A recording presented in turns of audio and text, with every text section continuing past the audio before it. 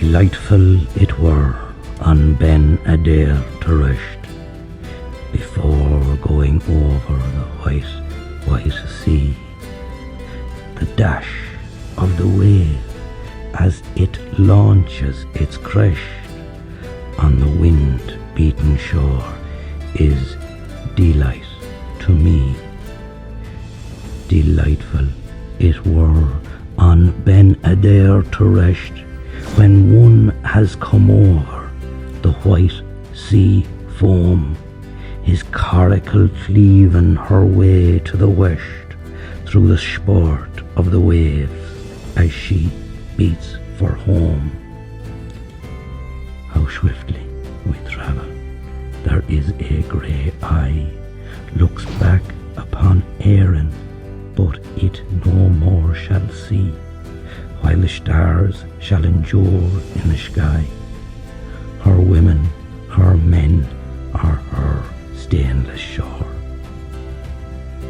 Melodious her clerics, melodious her birds, her children are gentle, her seniors wise, her men are lustrous, truthful in words, her women have virtues for love to prize.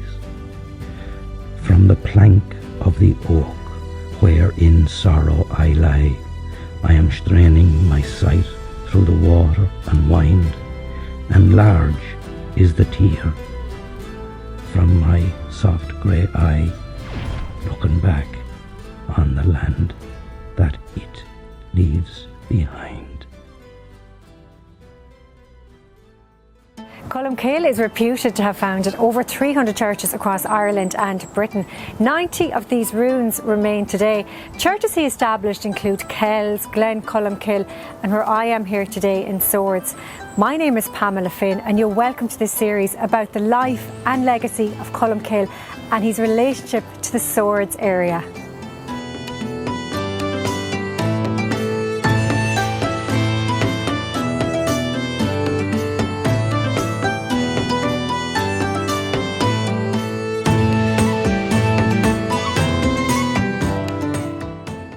Colmcille has a number of names.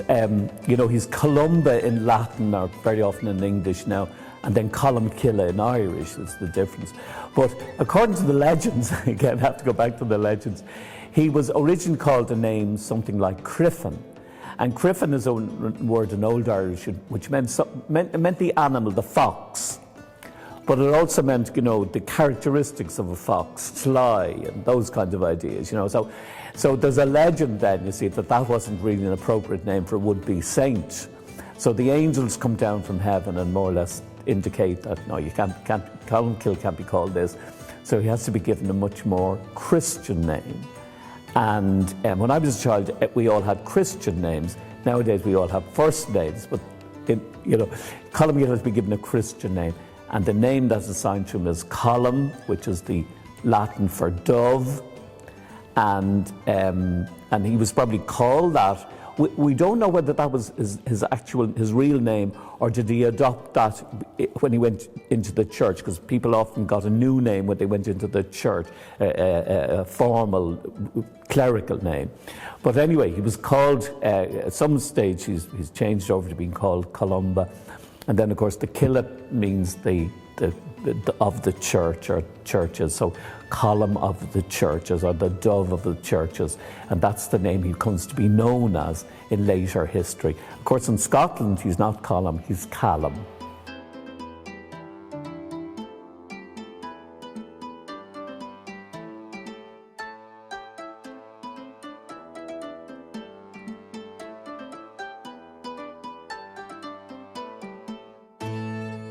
Well, there's a very elaborate story about Colmcille's involvement in a battle, which I have to say is a legend of the 16th century, not of the 6th century.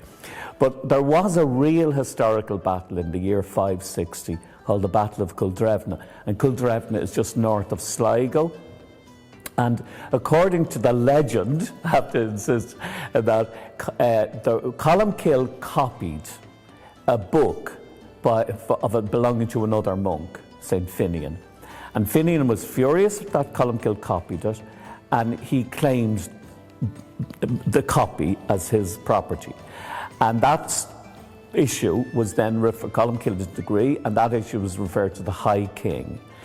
And in the story, in the legend, the High King pronounces a famous judgment in Irish, to every cow its calf, to every book its copy. And in the stories and the legends, that's claimed to be the oldest example of copyright anywhere in the world. Now, the story actually dates to the 16th century rather than to the 6th century when Colmcille was alive. But following on from the legend, Colmcille is furious about this judgment by the High King. His family then go to war with the High King because of this. And of course, thousands of people are killed in the battle, in a very elaborate battle.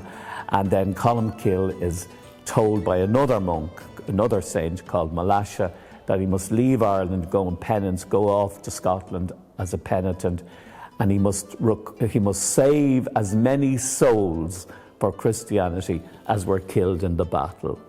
And this is a very elaborate story, but it's not historically true. It's a legend of late medieval times.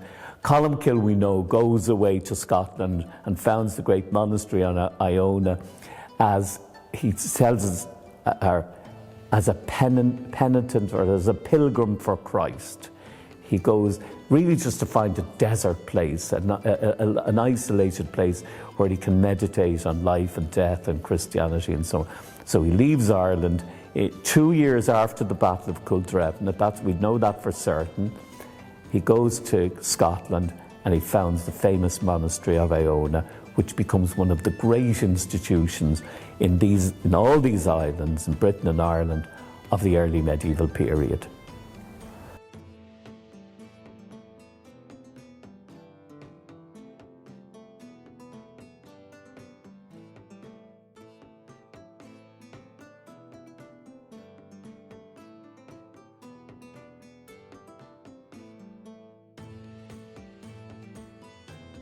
In the middle of the 19th century, famous Church of Ireland Bishop William Reeves made a survey then of all the churches in Scotland and Ireland's churches and monasteries which claimed to have been founded by St. Colmcille.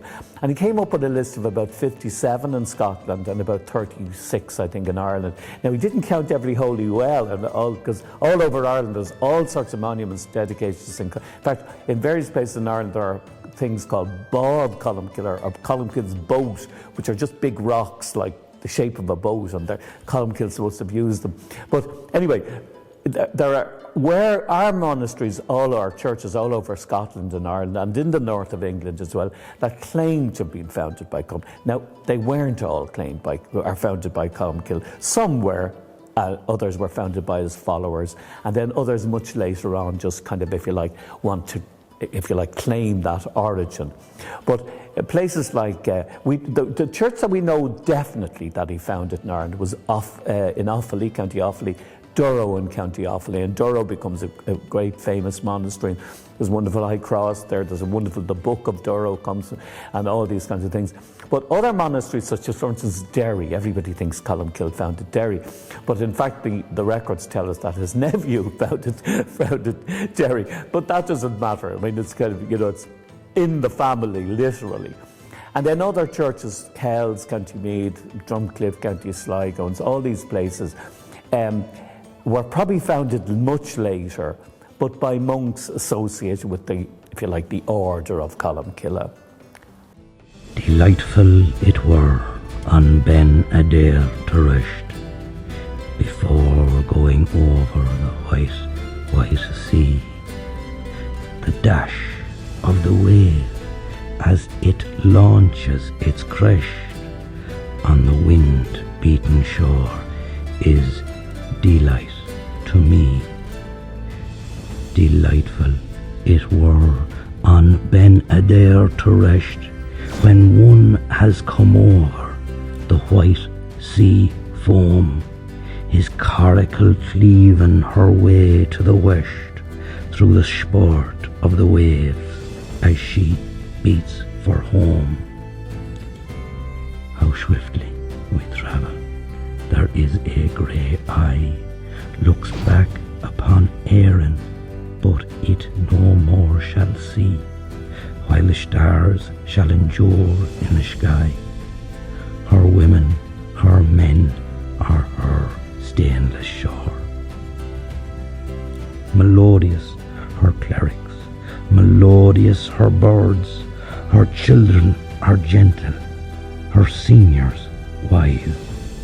Her men are lustrous, truthful in words, her women have virtues for love to prize. From the plank of the oak where in sorrow I lie, I am straining my sight through the water and wind, and large is the tear from my soft grey eye, looking back on the land